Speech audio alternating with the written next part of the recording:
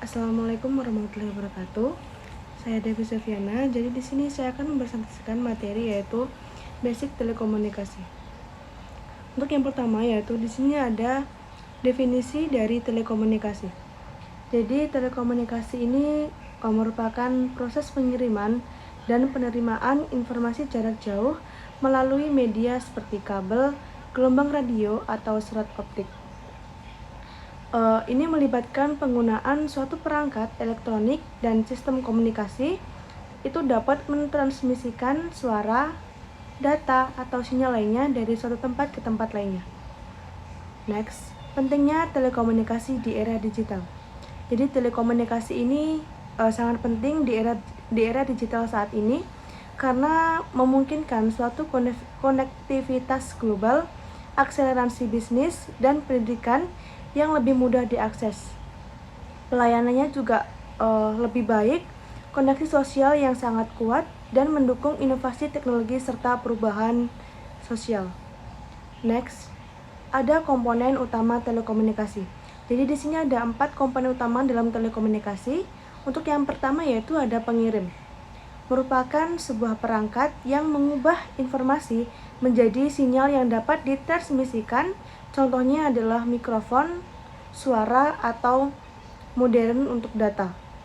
Untuk yang kedua yaitu ada saluran komunikasi. Jadi di saluran komunikasi ini itu untuk mentransmisikan suatu sinyal seperti kabel lembaga, gelombang radio, atau serat optiknya.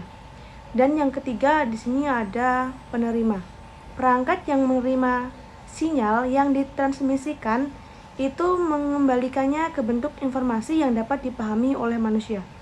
Dan yang terakhir yaitu ada seluler atau telepon genggam, yang dimana aturan atau standar yang mengatur bahwa informasi dikirimkan dan diterima itu termasuk proteksi seperti TCP atau IP yang digunakan untuk internet.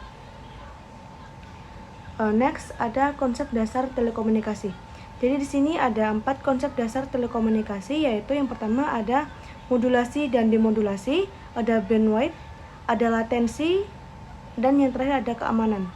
Di sini modulasi dan demodulasi itu merupakan suatu proses yang mengubah sinyal informasi menjadi bentuk yang sesuai untuk transmisi melalui saluran komunikasi.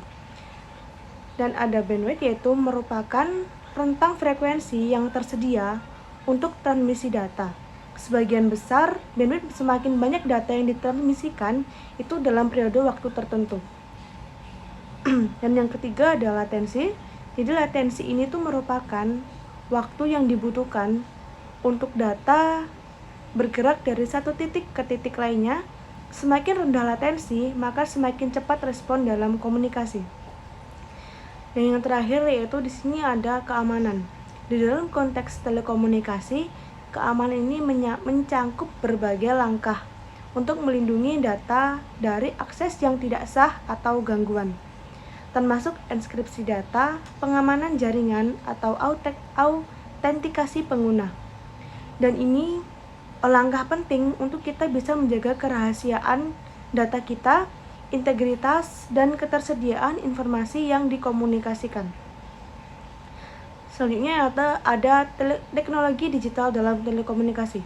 Digitalisasi itu merupakan suatu proses mengubah informasi analog menjadi format digital. Yang kedua ada multiplexing, yaitu proses menggabungkan beberapa sinyal atau saluran data menjadi suatu saluran transmisi yang tunggal. Di sini ada jaringan telekomunikasi. Jadi dalam jaringan telekomunikasi itu tersedia ada 3, yaitu jaringan tetap, jaringan nirkabel, dan jaringan terdistribusi. Next, di sini ada kesimpulan. Mungkin dari beberapa yang sudah saya jelaskan bisa diambil kesimpulan bahwa multiplexing ini memungkinkan suatu penggabungan beberapa sinyal menjadi satu saluran, meningkatkan efisiensi dan kapasitas suatu jaringan telekomunikasi dengan teknik seperti FDM, TDM, WDM, atau CDM.